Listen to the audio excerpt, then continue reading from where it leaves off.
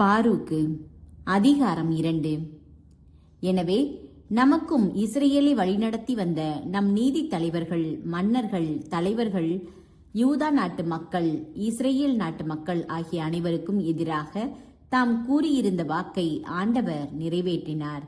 எருசலேமுக்கு நேரிட்ட பெருங்கேடுகள் போன்று வானத்தின் கீழ் வேறெங்கும் இதுவரை நிகழ்ந்ததே இல்லை. மோசேயின் சட்டத்தில் எழுதியுள்ளவாறே இவை அனைத்தும் நிகழ்ந்தன. இதனால் நாம் ஒவ்வொருவரும் நம் சொந்த புதல்வியருடைய சதையையே தின்ன வேண்டியிருந்தது. மேலும் ஆண்டவர் இஸ்ரேல் மக்களை நம்மை சுற்றிலும் உள்ள எல்லா அரசுகளுக்கும் அடிமைகளாக இருக்கும்படி ஒப்படைத்தார்.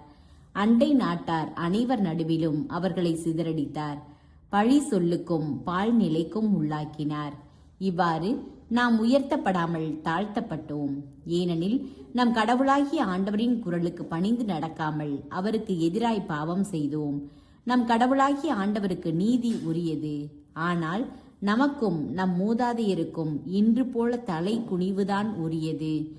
ஆண்டவர் நமக்கு அறிவித்திருந்த இக்கேடுகள் அனைத்தும் நம்மை வந்தடைந்தன. ஆயினும் நாம் ஒவ்வொருவரும் நம் தீய உள்ளத்தின் போக்கிலிருந்து மனம் மாறும்படி ஆண்டவர் திருமுன் கெஞ்சி மன்றாடவில்லை. ஆகையால் ஆண்டவர் நம் தீ செயல்களை விழிப்புடன் கவனித்து அவற்றுக்கு உரிய தண்டனையை நம்மீது சுமத்தினார். ஏனெனில் அவர் நமக்கு கட்டளையிட்டிருந்த செயல்கள் அனைத்திலும் நீதி பிறழாதவர். இருப்பினும் நாம் அவரது குரலுக்கு செவி சாய்க்கவில்லை.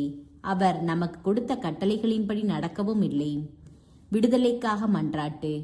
இஸ்ரேலின் கடவுளாகிய ஆண்டவரே, கை வன்மையாலும் அடையாளங்களாலும் வியத்தகு செயல்களாலும் மாபெரும் ஆற்றலாலும் ஓங்கிய புயத்தாலும் எகிப்து நாட்டிலிருந்து உம் மக்களை அழைத்து வந்தீர். அதனால் இன்று வரை உமக்கு புகழ் தேடிக்கொண்டீர்.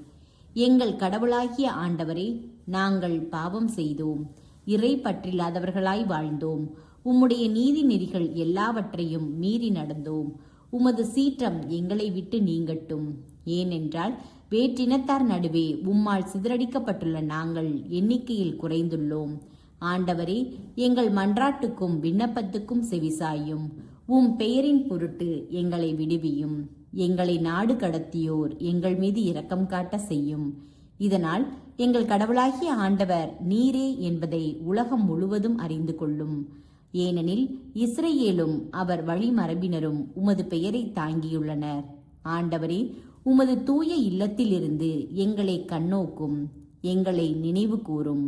ஆண்டவரே, எங்களுக்கு செவிசாயும், உம் கண்களை திறந்து பாரும். ஏனெனில் உயிர் உடலை விட்டு பிரிந்த நிலையில் பாதாளத்திற்கு சென்றோர் ஆண்டவரின் மாட்சியையும் நீதி செயல்களையும் அறிக்கையிட மாட்டார்கள்.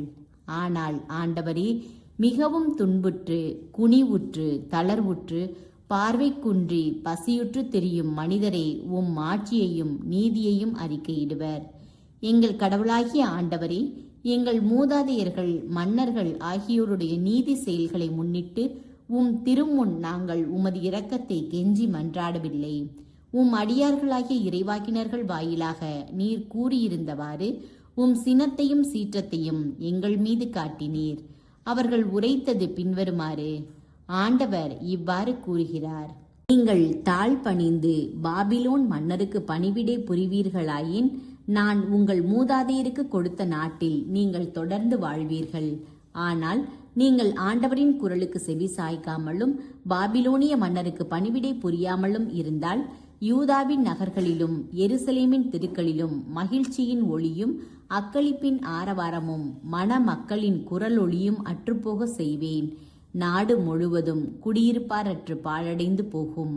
ஆனால் நாங்கள் உமது குரலுக்கு செவி கொடுக்கவும் இல்லை, பாபிலோனிய மன்னருக்கு பணிவிடை புரியவும் இல்லை. எனவே உம் அடியார்களாகிய இறைவாக்கினர்கள் வாயிலாக நீர் கூறியிருந்ததை நிறைவேற்றினீர். அதாவது எங்கள் மன்னர்களின் எலும்புகளும் மூதாதையர்களின் எலும்புகளும் அவர்களுடைய கல்லறைகளினின்று வெளியேற்றப்பட்டன. அவை வெளியே எறியப்பட்டு இதோ பகலின் வெயிலிலும் இரவின் குளிரிலும் கிடக்கின்றன. அவர்கள் பஞ்சம், வாள், கொள்ளை நோய் ஆகிய கொடுந்துயர்களுக்கு இரையாகி மடிந்தார்கள். இஸ்ரேல் வீட்டாரும் யூதா வீட்டாரும் தீச்செயல் புரிந்ததால் உமது பெயர் விளங்கும் இல்லத்தை இன்றுள்ள கீழ்நிலைக்கு உள்ளாகி விட்டீர். ஆயினும் எங்கள் கடவுளாகிய ஆண்டவரே, உமது பரிவுக்கும் இரக்கப் பெருக்கத்திற்கும் ஏற்ப நீர் எங்களை நடத்தி வந்திருக்கிறீர். இஸ்ரேல் மக்கள் முன்னிலையில் உமது திருச்சட்டத்தை எழுதுமாறு உம் அடியார் மோசேக்கு கட்டளையிட்ட நாளில் அவர் வாயிலாக நீர் மொழிந்தது இதுவே: நீங்கள் என் குரலுக்கு செவிசாய்க்காவிட்டால் இம்மாபெரும் மக்கள் கூட்டத்தை மிகவும் சிறியதாக்கி வேற்றினத்தார் நடுவே சிதறடிப்பேன். அவர்கள் எனக்கு செவிசாய்க்க மாட்டார்கள் என்பது எனக்கு தெரியும். ஏனெனில் அவர்கள் யாருக்கும் வணங்காதவர்கள். ஆனால் தாங்கள் அடிமைகளாக இருக்கும் நாட்டில் தங்கள் இயல்பான நிலைக்கு திரும்புவார்கள். அப்பொழுது தங்கள் கடவுளாகிய ஆண்டவர் நான் தான் என்பதை அவர்கள் அறிந்து கொள்வார்கள். ஏனெனில் கீழ்ப்படியும் உள்ளத்தையும் கேட்கக்கூடிய செவிகளையும் நான் அவர்களுக்கு கொடுப்பேன். அவர்கள் தங்கள் அடிமைகளாக இருக்கும் நாட்டில் என்னை புகழ்வார்கள், என் பெயரை நினைவு கூர்வார்கள். தங்கள் பிடிவாதத்தின் நின்றும் தீச்செயல்களின் நின்றும் மனம் திரும்புவார்கள். ஏனெனில் ஆண்டவர் முன்னிலையில் பாவம் செய்திருந்த தங்கள் மூதாதையரின் வழிகளை நினைவு கூர்வார்கள். அவர்களின் தந்தையாகிய ஆபிரகாம், ஈசாக்கு, யாக்கோபு ஆகியோருக்கு கொடுப்பதாக நான் ஆணையிட்டு உறுதியளித்த நாட்டுக்கு அவர்களை மீண்டும் அழைத்து வருவேன்.